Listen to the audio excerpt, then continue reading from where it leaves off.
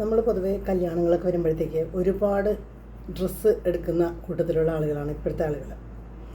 പണ്ടൊക്കെ ഡ്രസ്സെന്ന് പറയാനായിട്ട് ഒരു ഡ്രസ്സേ ഉണ്ടാവാറുള്ളൂ.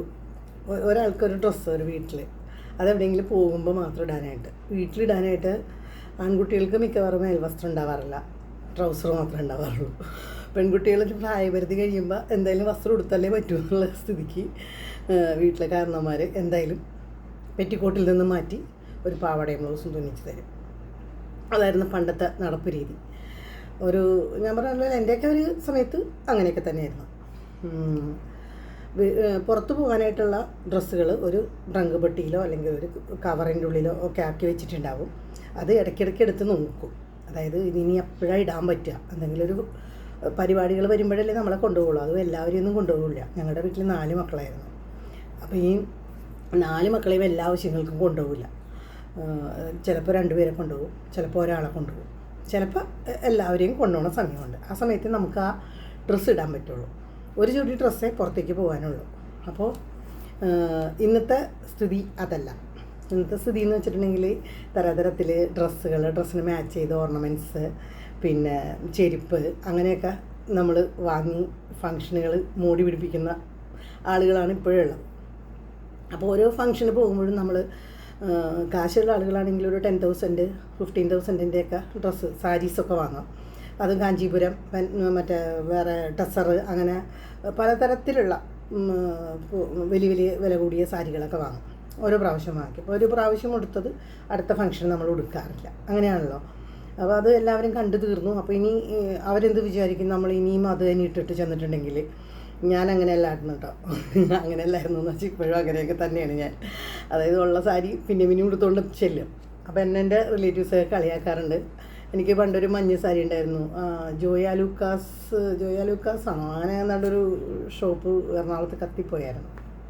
അപ്പോൾ അതിന് മുന്നേ ഞങ്ങൾ നെയ്ബറൊക്കെ കൂടി അവിടെ ഷോപ്പിങ്ങിന് പോയപ്പോഴത്തേക്ക് ഒരു യെല്ലോ കളറിലത്തെ സാരി നിറച്ച് സ്റ്റോണൊക്കെ പിടിപ്പിച്ചിട്ട് നല്ല ഭംഗിയായിരുന്നു സാരി കാണാനായിട്ട്. അപ്പോൾ അത് എൻ്റെ കയ്യിൽ അധികം പൈസ ഉണ്ടായിരുന്നില്ല. അത് വാങ്ങാൻ വേണ്ടി പോയതല്ല. നമ്മൾ അവിടെ ചെന്ന് ഓഫറിൽ കിടക്കണപ്പോൾ നമുക്കത് വാങ്ങിയാൽ കൊള്ളാമെന്ന് തോന്നി. ഞാനത് അവരുടെ അടുത്തുനിന്ന് പൈസ മേടിച്ചിട്ടാണ് വാങ്ങിയത്. അത് കഴിഞ്ഞ് 2 ആഴ്ച കഴിഞ്ഞപ്പോൾ ഷോപ്പ് കത്തിപ്പോയി. അപ്പോൾ ആ സാരി ഞാൻ കുറേ ഉടുത്തിട്ടുണ്ട്. കുറേ എന്ന് വെച്ചിട്ടുണ്ടെങ്കിൽ അതിന് എണ്ണം പറയാൻ പറ്റില്ല. അമാതിരി ഫംഗ്ഷനുകൾക്ക് ഞാൻ സാരി ഉടുത്തിട്ടുണ്ട്. അപ്പോൾ ഞാൻ എപ്പോഴും എന്നെ കളിയാക്കും. എൻ്റെ കസിൻ മിനി ചേച്ചിയൊക്കെ ഉണ്ട്. അപ്പോൾ അവർ എന്നെ കളിയാക്കാറുണ്ട്. അവളിപ്പോൾ ആ മഞ്ഞ സാരി എടുത്ത് തന്നെ ഉണ്ടാവുമെന്ന് പറഞ്ഞ് കളിയാക്കാറുണ്ട്. ഞാൻ അങ്ങനെയാണ്. എനിക്ക് അങ്ങനെയൊന്നും നോക്കാറില്ല. ഞാൻ ഉടുത്ത സാരി തന്നെ കൊടുത്തിട്ടൊക്കെ പോകാറുണ്ട്. കാരണം വസ്ത്രത്തിൻ്റെ ദാരിദ്ര്യം ഞാൻ ഒരുപാട് അനുഭവിച്ചിട്ടുള്ള ആളായതുകൊണ്ടിട്ട് തന്നെ വസ്ത്രത്തിൻ്റെ മൂല്യം ഇപ്പം എനിക്ക് എൻ്റെ അൽമാരി തുറന്നാൽ മറിഞ്ഞ് മേത്തേക്ക് വീഴാൻ കണക്കുള്ള ഡ്രസ്സ് എൻ്റെ കയ്യിലുണ്ട്. അത് വേറെ കാര്യം. പക്ഷെ ഞാൻ പറഞ്ഞു തന്നെന്താ വെച്ചാൽ, ഡ്രസ്സുകൾ നമ്മൾ ഒരു 6 മാസത്തിലൊരിക്കലെങ്കിലും ഇമാതിരി ഡ്രസ്സുകൾ വാങ്ങി കൂട്ടി വെച്ചിട്ടുള്ളവർ ആ ഡ്രസ്സൊന്നും എടുത്തിട്ട് നമുക്ക് പുതിയ ഡ്രസ്സുകൾ നമുക്ക് ഇഷ്ടപ്പെട്ട, അതായത് നമുക്ക് വേറെ ഏതിനോടെങ്കിലും മാച്ച് ചെയ്ത് ഉടുക്കാമെന്ന് വിചാരിച്ചിട്ട് എടുത്തു വെച്ചിട്ടുള്ള ഡ്രസ്സുകളുണ്ടാകും കുറേ. അത് നമ്മൾ ഒരു കാലത്ത് ഉടുക്കുകയില്ല, ആർക്കോട്ട് കൊടുക്കുകയില്ല. അങ്ങനത്തെ ഡ്രസ്സുകളുണ്ട്. അപ്പോൾ ആ ഡ്രസ്സുകൾ നമ്മൾ എടുത്തിട്ട്, അതായത് അനവധി, ഇപ്പോൾ ആരും അങ്ങനെ ഡ്രസ്സൊന്നും വാങ്ങി യൂസ് ചെയ്യുന്നത്, അതായത് മറ്റുള്ളവർ ഉപയോഗിച്ച ഡ്രസ്സ് വാങ്ങി യൂസ് ചെയ്യുന്ന ആളുകൾ വളരെ കുറവാണ്. ഞാൻ എൻ്റെ ഡ്രസ്സുകളൊക്കെ അടുത്തൊരു വീട്ടിൽ വന്ന കുട്ടിക്ക് കൊടുക്കാറുണ്ട്. അതായത് നമ്മൾ തീരെ ഉപയോഗിക്കാൻ പറ്റാത്ത ഡ്രസ്സ് നമ്മൾ ആർക്കും കൊടുക്കരുത്. അത് കത്തിച്ച് കളഞ്ഞേക്കുക. ബാക്കി ഉപയോഗിക്കാൻ പറ്റുന്ന ഡ്രസ്സുകൾ അധികം ചീത്തയാവാത്തത് നമ്മൾ ആർക്കെങ്കിലും കൊടുക്കാം. കാരണം അവർക്കത് ഉപയോഗിക്കാനാണല്ലോ നമ്മൾ കൊടുക്കുന്നത്. അപ്പോൾ തീരെ മോശം വന്നത് നമ്മൾ കൊടുക്കാൻ പാടില്ല. അപ്പോൾ ഞാൻ അങ്ങനെ ചെയ്യാറുണ്ട്. 6 മാസത്തിലൊരിക്കലെങ്കിലും നമ്മളത് ഒന്ന് എന്താ പറയണത്, ഒന്ന് ഡ്രസ്സുകളെല്ലാവരും ഒന്ന് എടുത്ത് വെച്ചിട്ട് നമുക്ക് അത്യാവശ്യം ഇടാനുള്ളത് മാത്രം എടുത്ത് വെച്ചിട്ട് ബാക്കിയെല്ലാം ഡിസ്പോസ് ചെയ്യും. കുറേ കത്തിച്ച് കളയും, ബാക്കിയുള്ളത് ആർക്കെങ്കിലും കൊടുക്കും. അപ്പോൾ അതുപോലെ കാഞ്ചീപുരം സാരികൾ, അത് പറയാനാണ് ഞാൻ പ്രത്യേകിച്ചും വന്നത്. കാഞ്ചീപുരം സാരികൾ വാങ്ങി സൂക്ഷിച്ചിട്ടുള്ള ആൾക്കാർ ഉടുക്കാതെ, അതായത് ഒരു പ്രാവശ്യം യൂസ് ചെയ്ത് ശേഷം അൽമാരിയിൽ പൊതിഞ്ഞ് വെച്ചിട്ടുണ്ട്, ഡ്രൈ വാഷ് ചെയ്ത് വെച്ചിട്ടുണ്ടെന്നുണ്ടെങ്കിൽ അതവിടെ ഇരുന്ന് പൊടിഞ്ഞു പോകുമെന്ന് വെച്ചാൽ ചെറിയ ചെറിയ പിന്നലുകൾ വന്നിട്ട് ആദ്യം കസവുകളൊക്കെ കീറിപ്പോവും. അത് കഴിഞ്ഞ് പിന്നെ ബോഡി പാർട്ടും കൂടി കീറിപ്പോവും. അപ്പോൾ അതുകൊണ്ട് ഒന്നുകിൽ അത് നമ്മൾ നിരന്തരം ഉടുക്കുക. അപ്പോൾ പള്ളിയിലൊക്കെ പോകുന്ന ആളുകളാണെങ്കിൽ ഇടയ്ക്കൊന്ന് വേനൽക്കാലമൊക്കെ ആണെങ്കിൽ ഉടുത്തിട്ട് പോവുക. അതല്ല, അത് ഉടുത്തിട്ട് പോകാൻ മടിയാണെങ്കിൽ ആരെങ്കിലും ഇതുപോലെ പാവപ്പെട്ട ആളുകൾ, കല്യാണമായിട്ടൊക്കെ നിൽക്കുന്ന ആളുകളുണ്ടെങ്കിൽ അവർക്ക് അൽമാരിയിലൊക്കെ വെച്ച് സാരികൾ കൊണ്ടുപോകണമല്ലോ. അവർക്ക് കൊടുത്തോ, അവരത് കൊണ്ടുപോയിക്കോളും. അപ്പോൾ ബ്ലൗസും അധികം ചീത്തയാവാത്തതാണെങ്കിൽ അതും കൊടുത്തോ, അവർക്ക് ബ്ലൗസ് തയ്പ്പിക്കണ്ടല്ലോ. അപ്പോൾ അതും അവർ കൊണ്ടുപോയിക്കോളും. അപ്പോൾ അതേപോലെ നമ്മൾക്ക് വേണ്ട എന്ന് തോന്നുന്ന സാധനങ്ങൾ അൽമാരിയിൽ വെച്ച് നശിപ്പിച്ച് കളയാതെ അത് ഉപയോഗം ഉള്ള ആളുകൾക്ക് കൊടുത്ത് അവർ സന്തോഷമായിട്ട് അത് ഉപയോഗിച്ചുകൊണ്ട് നന്നോട്ടെ. അപ്പോഴും നമ്മളെ ഓർക്കും. നമ്മളെന്തെങ്കിലും ഒരു സാധനം ഒരാൾക്ക് കൊടുത്തിട്ടുണ്ടെങ്കിൽ ആ വസ്തു അവർ എടുക്കുമ്പോഴും നമ്മളെ ഓർക്കും. ഞാൻ അങ്ങനെയാണ്. എനിക്ക് എന്തെങ്കിലും ഒരാൾ തന്നിട്ടുണ്ടെന്നുണ്ടെങ്കിൽ ഞാൻ ആ സാധനം എടുക്കുമ്പോൾ അവരെ ഓർക്കും. അപ്പോൾ അതേപോലെ നമ്മളെയും അവർ ഓർക്കണം. ഓർക്കാൻ വേണ്ടിയിട്ട് കൊടുക്കണം എന്നല്ല ഞാൻ പറഞ്ഞത്, അവർ ഓർക്കും എന്നാണ് ഞാൻ പറഞ്ഞത്. പിന്നെ അതേപോലെ എന്ത് സാധനമാണെങ്കിലും നമുക്ക് ഉപയോഗമില്ലാത്ത സാധനങ്ങൾ, പിന്നെ നമ്മൾ അടുക്കളയിലൊക്കെ കൂട്ടി വെച്ചിട്ടുണ്ടാവും പാത്രങ്ങൾ, അതായത് ക്രോക്കറി ഐറ്റംസൊക്കെ വാങ്ങിച്ച് വെച്ചിട്ടുണ്ടാവും വിരുന്നുകാർ വരുമ്പോൾ കൊടുക്കാൻ വേണ്ടിയിട്ട്. അത് വിരുന്നുകാർ വരുമ്പോൾ മാത്രമേ എടുക്കുകയുള്ളൂ. നമ്മളാണ് നമ്മുടെ വീട്ടിലെ VIP. അത് ഫസ്റ്റ് മനസ്സിലാക്കുക. കാരണം നമ്മളല്ലേ സ്ഥിരമായിട്ടൊക്കെ വീട്ടിലിരുന്ന് ഫുഡ് കഴിക്കുന്ന ആൾക്കാർ. അപ്പം നമ്മൾ ക്രോക്കറി പാത്രത്തിലും നല്ല നല്ല പാത്രങ്ങളിലുമൊക്കെ ഫുഡ് കഴിക്കുക. നമ്മൾ ഈ അരിക്ക് ചളങ്ങിയതും വക്ക് ഒടിഞ്ഞതും ഒക്കെ ആയിട്ടുള്ള പാത്രത്തിൽ ഫുഡ് കഴിക്കും. വിരുന്നുകാർ വരുമ്പോൾ കൊടുക്കാൻ വേണ്ടിയിട്ട് കാത്തു വെച്ചിരിക്കുന്ന കുറേ പാത്രങ്ങൾ മിക്ക വീടുകളിലും ഉണ്ടാവും. ഞാൻ വാങ്ങിച്ചു വെച്ചിട്ടില്ല കേട്ടോ, എൻ്റെ അടുത്തില്ല. ഞാൻ അങ്ങനെ വാങ്ങിച്ച് വയ്ക്കാറില്ല. ഞാൻ എനിക്ക് ഉപയോഗിക്കണം മാത്രമേ ഞാൻ വാങ്ങിക്കുള്ളൂ. വാങ്ങിച്ച ഉടനെ തന്നെ ഞാൻ ഉപയോഗിക്കുകയും ചെയ്യും. അതേപോലെ കപ്പുകൾ ലുലുമാളിൽ നിന്ന് വാങ്ങിച്ചൊരു 7 വർഷം മുമ്പുള്ള കപ്പ് ഇപ്പോഴും എൻ്റെ കയ്യിലുണ്ട്. കാരണം അതെൻ്റെ ഫേവറേറ്റാണ്. ഫ്രണ്ട്സ് എന്ന് പറഞ്ഞിട്ട് എഴുതിയത്. പിന്നെ അവിടെ ചെന്നിട്ട് അത് കിട്ടിയിട്ടേ ഇല്ല. ഫ്രണ്ട്സ് എന്ന് പറഞ്ഞ് എഴുതിയിട്ട് കുറച്ച് ഡെക്കറേഷൻ പണിയൊക്കെ ചെയ്തിട്ടുള്ളൊരു കപ്പാണ് ആ കപ്പ്. എന്താണോ അത് ഭയങ്കര അറ്റാച്ച്മെൻറ്റാണോ അതുമായിട്ട്. അതിൻ്റെ വക്കത്തിരി ഒന്ന് വിടാറായി തുടങ്ങിയിട്ടുണ്ടെങ്കിൽ ഞാനത് കളയാണ്ട് സൂക്ഷിച്ച് വെച്ചേക്കാണ്. കാരണം കാണുമെങ്കിലും ചെയ്യാമല്ലോ എന്ന് വിചാരിച്ചിട്ട്. പിന്നെ ഞാൻ പോകുമ്പോൾ ഇതേപോലെ തന്നെ 1-2 കപ്പുകളൊക്കെ വാങ്ങിച്ച് വെച്ചിട്ടുണ്ട്. അതാണ് ചായ കുടിക്കാനായിട്ടൊക്കെ എടുക്കുന്നത്. അതേപോലെ ഊണ് കഴിക്കാൻ എടുക്കുന്നതും ക്രോക്കറി പ്ലേറ്റുകളാണ്. അപ്പോൾ അതുപോലെ നിങ്ങളും വാങ്ങിച്ച് വെച്ചിട്ടുണ്ടെങ്കിൽ അതൊക്കെ എടുത്ത് ഉപയോഗിക്കുക. എന്ന് വിരുന്നുകാർ വന്നിട്ട്, ഇപ്പോഴത്തെ കാലത്ത് എവിടെയാണ് വിരുന്നുകാർ വരുന്നത്? ഒരു വിരുന്നുകാരും വരാൻ പോണില്ല. അപ്പോൾ വിരുന്നുകാർ വരുന്ന സമയത്തല്ലേ, ആ സമയത്ത് നമുക്ക് കൊടുക്കാനുള്ള പാത്രത്തിൽ. അപ്പോൾ അവർ 1 ദിവസമോ 2 ദിവസമോ നിൽക്കും. കൂടി വന്നാൽ ചിലപ്പോൾ വന്നാൽ ഉടനെ തന്നെ പോവുകയും ചെയ്യും. അവർക്ക് വേണ്ടിയിട്ട് നമ്മൾ ഈ പാത്രവും കാത്തു വെച്ചുകൊണ്ടിരിക്കുന്ന കാര്യം എന്തിരിക്കുന്നു? അപ്പം നമ്മളെന്ത് വേണം? നമ്മൾ ആ പാത്രമൊക്കെ എടുത്ത് ഉപയോഗിക്കുക. നല്ല നല്ല പാത്രങ്ങളിലൊക്കെ ഭക്ഷണം കഴിക്കുക, നല്ല ഭക്ഷണങ്ങളൊക്കെ കഴിക്കുക.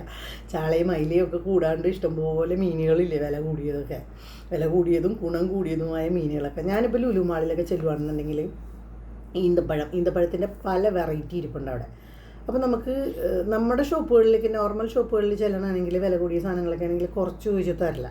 ഇപ്പോൾ ലുലുമാളിലാണെങ്കിൽ 2 ഈന്തപ്പഴം ചോദിച്ചാലും അവരത് തൂക്കിയിട്ട് പാക്ക് ചെയ്ത് തരും. അപ്പോൾ നമുക്കത് തിന്നാനായിട്ടുള്ള കൊതി ഉണ്ടെങ്കിൽ നമ്മൾ വില കൂടുതലാണല്ലോ, 1200 രൂപ 2000 രൂപ വേണ്ട, നമുക്ക് പറ്റണമല്ല. ആദ്യമൊക്കെ ഞാൻ അങ്ങനെ പോരുമായിരുന്നു. പിന്നെ എനിക്ക് തോന്നി എനിക്കും അതൊന്ന് ടേസ്റ്റ് ചെയ്ത് നോക്കണം. ഇതൊക്കെ നമുക്ക് ടേസ്റ്റ് ചെയ്യാനുള്ളതല്ലേ. അപ്പോൾ ഞാൻ എന്ത് ചെയ്യും? ഞാൻ എൻ്റെ ആവശ്യത്തിന് 2 മതി എങ്കിൽ 2 വാങ്ങിക്കും. 2 തന്നാൽ മതി എന്ന് പറയും. അപ്പോൾ അത് തൂക്കിത്തരും.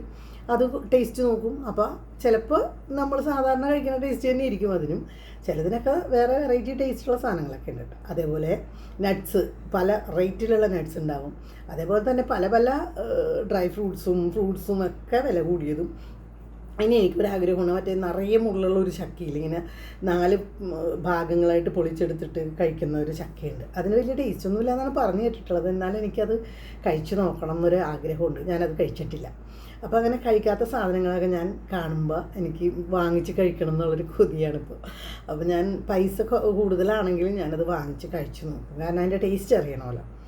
പിന്നെന്താണ്, വിമാനത്തിൽ കയറാത്ത ആൾക്കാരാണെങ്കിൽ വിമാനത്തിൽ കയറണം. വിമാനത്തിൽ കയറുന്നത് ഒരു അനുഭവം തന്നെയാണ്. ആ എക്സ്പീരിയൻസ് പറഞ്ഞറിയിക്കാൻ പറ്റില്ല. അതും പകൽ പോകണം, രാത്രി പോകരുത്.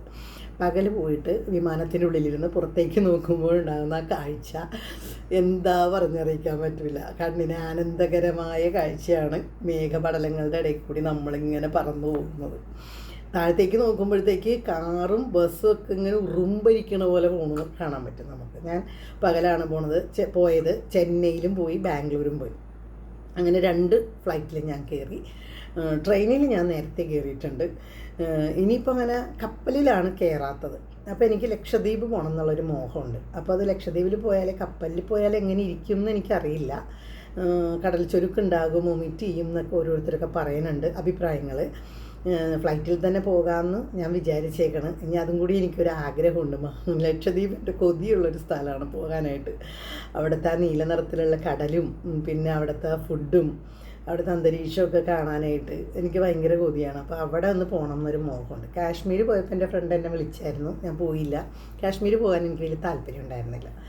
അപ്പോൾ അങ്ങനെ കുറച്ച് സ്ഥലങ്ങളും കൂടി, ഇനി വടക്കുന്നാഥൻ ക്ഷേത്രം, പിന്നെ അതൊന്നും സാധിച്ചിട്ടില്ല. അടുത്താണെങ്കിൽ പോലും ഇതുവരെ എനിക്ക് പോകാൻ പറ്റിയിട്ടില്ല. വടക്കുംനാഥൻ ക്ഷേത്രത്തിൽ പോകാനുണ്ട്. ഗുരുവായൂർ തന്നെ ഇപ്പോൾ ഈ അടുത്ത് പോയിട്ടില്ല, 5-8 മാസമായി ഞാൻ പോയിട്ട്.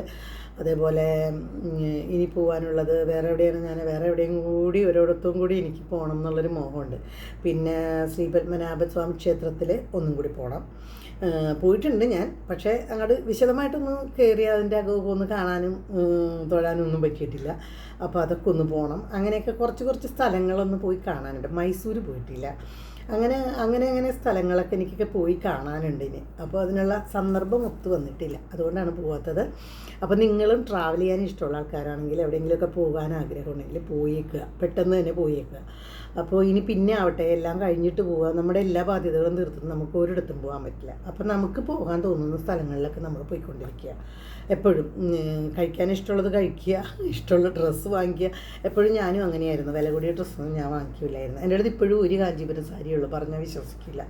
അത് ഞാൻ ആർക്കെങ്കിലും കൊടുക്കും. കാരണം അത് വെച്ചുകൊണ്ടിരുന്നിട്ട് പ്രത്യേകിച്ച് കാര്യം ഞാൻ ഉടുക്കാനായിട്ടൊക്കെ എൻ്റെ നാത്തൂന്, അനിയത്തി, അങ്ങനെ എല്ലാവർക്കും ഞാൻ കൊടുക്കും സാരി.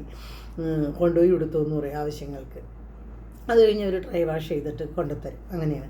അപ്പോൾ അത് ഞാൻ ആദ്യമായിട്ട് എൻ്റെ മോളുടെ കല്യാണത്തിനാണ് 10,000 സാരി കൊടുത്തത്. കാരണം എനിക്ക് അങ്ങനെ ഡ്രസ്സിന് വേണ്ടി ഒരുപാട് പൈസ ചിലവാക്കുന്നത് എനിക്കത്ര ഇഷ്ടമുള്ള കാര്യമല്ല. പക്ഷേ ഞാൻ പിന്നീട് വിചാരിച്ചത് എന്താ വെച്ചിട്ടുണ്ടെങ്കിൽ, നമ്മുടെ ശരീരം ഉള്ളപ്പോഴല്ലേ നമുക്ക് വില കൂടിയ വസ്ത്രങ്ങൾ ധരിച്ച് ആ ശരീരത്തിൽ ധരിക്കാനായിട്ട് പറ്റുള്ളൂ എന്നുള്ളത്.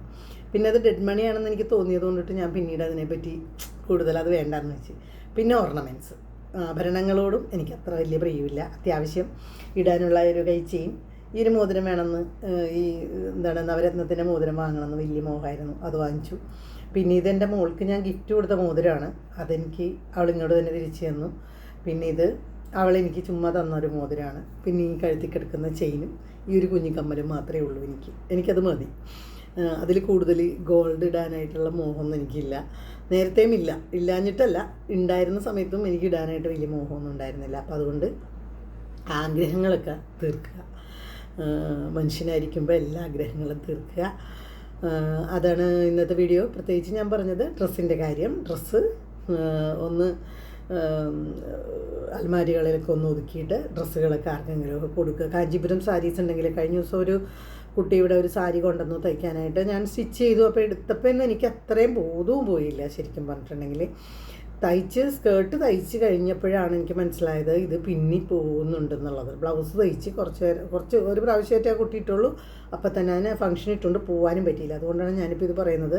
അത് പിന്നീട് മക്കൾക്ക് തയ്ക്കാം എന്ന് വിചാരിച്ച് സൂക്ഷിച്ചു വയ്ക്കുന്ന പാരൻസ് ഉണ്ടെന്നുണ്ടെങ്കിൽ, വില കൂടിയ സാരികളാണെന്നുണ്ടെങ്കിലും വെറുതെ അൽമാരയിൽ വെച്ച് പൊടിച്ച് കളയാതെ അത് ആർക്കെങ്കിലും എടുത്ത് കൊടുക്കുക. അപ്പോൾ അതാണ് ഇന്നത്തെ വീഡിയോ. അപ്പോൾ അടുത്ത വീഡിയോ വരേക്കും tata bye bye, see U.